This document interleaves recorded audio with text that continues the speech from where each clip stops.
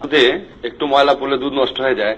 Police এখন এই যে এক গামলা দুধে না, এক গামলা ময়লার মধ্যে একটু দুধ পাবেন আপনি, মানে অধিকাংশই নষ্ট হয়ে গেছে।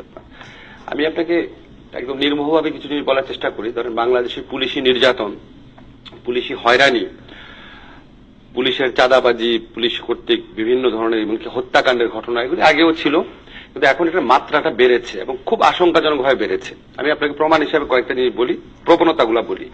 এক নম্বর হচ্ছে, আপনি যদি ক্রস ফায়ারের স্ট্যাটিস্টিক্স দেখেন, আইন সালিশ কেন্দ্র হোক, অধিকার হোক, তাদের স্ট্যাটিস্টিক্স দেখেন, এটা এই সরকারের আমলে আগের যে কোনো সময়ের তুলনায় বেশি হয়েছে।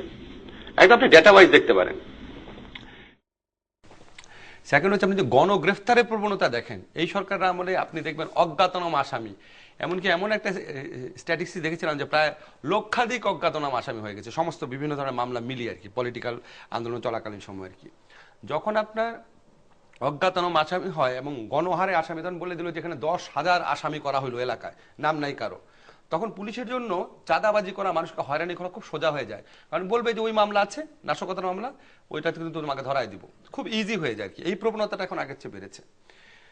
তিন হচ্ছে পুলিশের চাঁদাবাজি। আপনি বিভিন্ন জায়গায় বিভিন্ন সময় দেখবেন, যখনই কোনো একটা ঘটনায় পুলিশের বিরুদ্ধে অভিযোগ আসছে, অভিযোগটা যে আপনি রাব্বির ঘটনা বা সিটি কর্পোরেশন কর্মকর্তার ঘটনা, এবং তারা যে বর্ণনাগুলো দিয়েছে, এটা কিন্তু পলিটিক্যাল কারণে হ্যারাস্ট হয় নাই, স্রেফ পুলিশ চাঁদা চাচ্ছে, চাঁদাবাজি করছে, প্রিডেটরের ভূমিকায় নামে রাত্রবেলা, যে কোথায় নিরীহ লোক দেখা যায় খপ করে ধরে টাকা দিতে হবে যে কোনো ভাবে হোক। ফোর্থ যে প্রবণতাটা আমরা দেখি, সেটা হচ্ছে দম্ভ বেড়েছে। অপরাধ করলে যে চুপ থাকতে হয়, ওটা লুকায় রাখার চেষ্টা করা হয়, সেগুলো কেয়ার তাদের মধ্যে নাই। আপনি লাস্ট কমেন্টটা দেখেন, যে লাস্ট যখন সিটি কর্পোরেশন কর্মকর্তাকে মারা হলো, তখন বলা হয়েছে, পুলিশ মারতে মারতে বলছে যে তোরা জানিস না যে মাছের রাজা হচ্ছে ইলিশ, দেশের রাজা হচ্ছে পুলিশ। এটা কিন্তু খুব মিথ্যা কথা বলে নাই, ওই ব্যাখ্যা আমি পরে আসছি। এখন মূল কথা হচ্ছে, পুলিশের এই যে নির্যাতন, অত্যাচারের প্রবণতা বাড়ছে, এটা কেন বাড়ছে? এটা আমার পার্সোনাল অ্যানালাইসিস, কিন্তু আমি নিজে যখন ইউএনডিপি এবং আন্তর্জাতিক প্রতিষ্ঠানগুলোর পরামর্শ হিসেবে কাজ করেছিলাম, পুলিশ নিয়ে কিছু কাজ আমারও ছিল, তো এই জন্য অ্যানালাইসিস করাটা খুব সুবিধা হয়, একটু সুবিধা হয় ব্যাকগ্রাউন্ডটা থাকলে। এক নম্বর হচ্ছে কি, পুলিশ যে এই মাত্রায় নির্যাতন, অত্যাচার, অনিয়ম, দুর্নীতি করছে, আমি কিন্তু সব পুলিশের ক্ষেত্রে বলছি না, বলছি অনেক পুলিশ, আগের চেয়ে বেশি পুলিশ, আগের চেয়ে বেশি পুলিশ করছে, আগের চেয়ে বেশি মাত্রায় করছে। এক নম্বর কারণ আমি মনে করি, এখন নিয়োগের ক্ষেত্রে, আমি এমনি সাধারণ ক্ষেত্রে যে কোনো নিয়োগের ক্ষেত্রে এখন আপনার প্রচুর পরিমাণ ঘুষ দিতে হয়। এখন এটা আমি বহু আগে পুলিশের সম্পর্কে যখন রিসার্চ করতাম, তখনও শুনতাম, আপনি যদি একটা সামান্য চাকরি পাওয়ার জন্য 10 লক্ষ টাকা ঘুষ দেন, এসআইয়ের চাকরি পাওয়ার জন্য, কনস্টেবল চাকরি পাওয়ার জন্য, বা ওসি হিসাবে পদোন্নতি পাওয়ার জন্য, বা ওসি হিসাবে কোনো একটা লুক্রেটিভ জায়গায় আপনার চাকরি পাওয়ার জন্য, বদলির জন্য আপনি যদি হিউজ অঙ্কের টাকা দেন, বিশেষ করে চাকরি পাওয়ার জন্য যে টাকা দেয় মানুষ, আপনি সেটা তুলে নেওয়ার চেষ্টা করবেন। তো এখন প্রধানত অনেক ক্ষেত্রে দেখা যাচ্ছে পুলিশের চাকরি দুইভাবে হচ্ছে, আইদার ঘুষ দিয়ে, অথবা ঘুষ প্রক্রিয়া থাকছে, অথবা হচ্ছে দলীয়করণের ভিত্তিতে।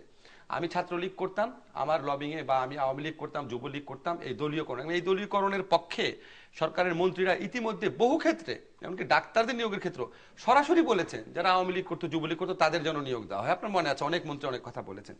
দলীয়করণ বিএনপির আমলেও ছিল, কিন্তু এতটা খোলামেলা, এতটা প্রকাশ্য এবং এতটা দম্ভের সাথে ছিল না।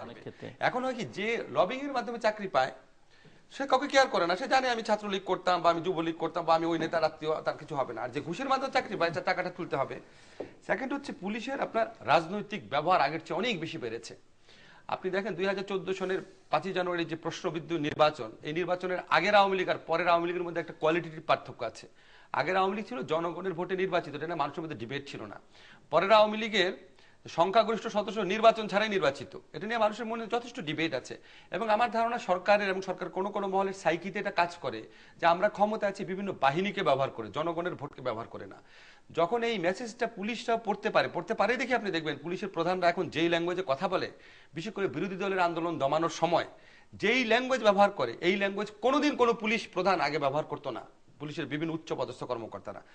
পুলিশ যখন জানে আমার রাজনৈতিক ইউটিলিটি অনেক বেড়েছে, এই সরকারের ক্ষমতায় থাকার অন্যতম ওয়েপন হচ্ছে আমি, তার মধ্যে একটা ডোন্ট কেয়ার ভাব চলে আসে। যে জন্য বলে আপনার দেশের রাজা পুলিশ। দেশের রাজা পুলিশ একটা নিম্ন পদস্থ এসআই, কনস্টেবল টাইপের লোকজন বলার সাহস পেল কোত্থেকে? তার কাছেও সে ওই সাইকিটা বুঝতে পারে। থার্ড যেটা কারণ কেন পুলিশের প্রবণতা বেড়েছে, এটা হচ্ছে শাস্তি হচ্ছে না। এই যে আপনি বলেন ক্লোজ করে রাখে, তদন্ত কমিটি গঠন করে, এগুলি স্রেফ আইওয়াশ।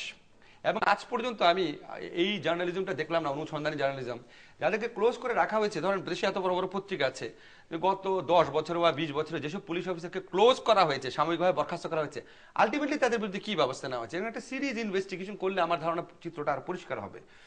ফোর্থ হচ্ছে যে কারণটা পুলিশি নির্যাতন বাড়া, সেটা হচ্ছে বাংলাদেশের পলিটিক্যাল ব্যালেন্সটা নষ্ট হয়ে গেছে।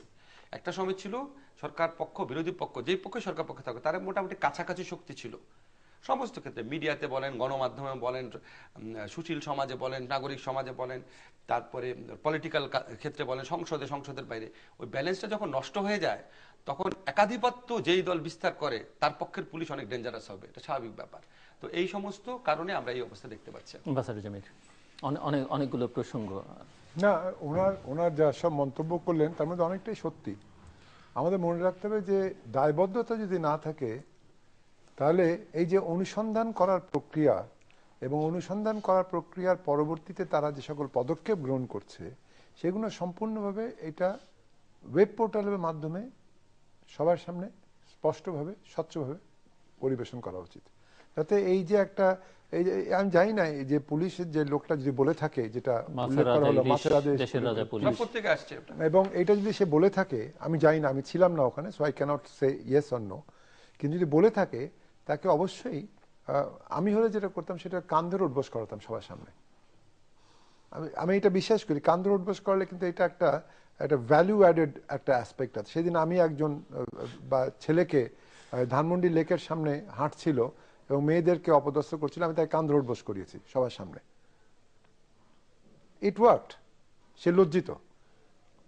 আমাদেরকে বিভিন্নভাবে লজ্জার একটা পথ সৃষ্টি করতে হবে, যাতে করে যে লোক কোনো কিছু করছে সে বোঝে যে আমি যদি এটা করি তাহলে আমি অন্যদের চোখে হেয় হচ্ছি। And that is one way to take care of things. এই জিনিসগুলো কিন্তু আমাদের মধ্যে যে পুরো যে নৈতিক অবক্ষয়, এই নৈতিক অবক্ষয়েরই লক্ষ্য। মাছের রাজা ইলিশ এবং দেশের রাজা পুলিশের আপনাকে একটা ইন্টারেস্টিং এক্সাম্পল বলি, চারিদিকে এটা হচ্ছে। আমি তো ফুলার রোডে থাকি, হ্যাঁ, শিক্ষকদের পাড়াতে। আপনাকে ইন্টারেস্টিং এক্সাম্পল দেখেন, ফুলার রোডে আপনি জানেন ভালো করে ম্যাক্সিমাম বাসা হচ্ছে ইউনিভার্সিটির, এটা হচ্ছে স্বাধীনতার আগে করা। আর ওই ফুলার রোডের ভিতরে একটা বিল্ডিং আছে এরশাদ আমলে করা, 86-এ। তো ওই বিল্ডিংটা সবচেয়ে নাজুক। তো জানো, আমি এলাকার লোকজন জিজ্ঞেস করি তো নতুন বিল্ডিং, এটা তো নাজুক কেন? বলে স্যার বুঝছেন না স্যার, ওই সময় তো এখানে অনেক চাঁদাবাজি হতো। এইবার যখন ভূমিকম্প হলো, লাস্ট যে ভূমিকম্প, আমার যারা স্টুডেন্ট আছে মাস্টার্সে তাদের থেকে আমি শুনলাম নতুন বানানো 2টা হল সেখানে ফাটল ধরেছে, খুব অল্প ফাটল ধরেছে। পুরানো আমল যেটা, সেগুলোতে ফাটল ধরে নাই। আপনি এরশাদ আমলে, খালেদা জিয়ার আমলে, শেখ হাসিনার প্রথম আমলে, দ্বিতীয় আমলে যেগুলো হয়েছে ওগুলোতে ফাটল ধরে নাই। এই আমলে যেটা হয়েছে সেই দুটোতে নাকি ফাটল ধরেছে।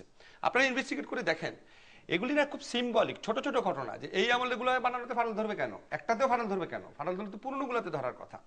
আমি নৈতিকতার যে অবক্ষয় সেটা নিয়ে কোনো রকম কারো ডিবেট থাকার কথা না, যে নৈতিকতার সার্বিকভাবে অবক্ষয় ঘটছে। কিন্তু প্রবলেমটা যেখানে দাঁড়িয়েছে, আমাদের নৈতিকতার অবক্ষয় রোধ করার জন্য, অপরাধ প্রবণতা রোধ করার জন্য, জমির ভাই বলেছেন রাষ্ট্রে কিছু কিছু প্রতিষ্ঠান থাকে, উনি অম্বুডসম্যানের কথা বলেন, কিন্তু আমার কথা হচ্ছে এক্সিস্টিং যে প্রতিষ্ঠান আছে তারা দায়িত্ব পালন করছে। আমরা পুলিশের সবাই না, কিন্তু আমি বারবার বলে নেই, পুলিশের কিছু কিছু সদস্যের অন্যায় বিত্ত বৈভবের বিরাট বিরাট গল্প শুনি, বিশাল বিশাল গল্প শুনি। আপনি কখনো দুর্নীতি দমন কমিশন বলেন বা জবাবদিহিমূলক প্রতিষ্ঠানগুলো বলেন, তারা পুলিশের কর্মকর্তারা কিভাবে চলছেন, কিভাবে তাদের কত টাকা জমেছে, এক্সিস্টিং কোনোদিন কোনো ইনভেস্টিগেশন করতে দেখেছে?